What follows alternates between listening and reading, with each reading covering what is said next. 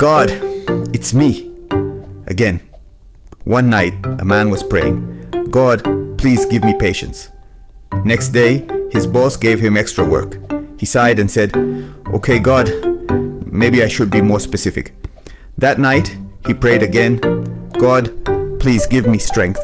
Next day, his car broke down, his phone died, and it started raining. He looked up and said, God, what is this?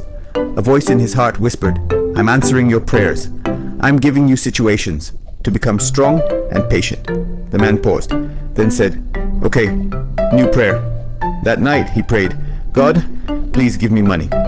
Next day, nothing happened. He smiled and said, finally, you understood me?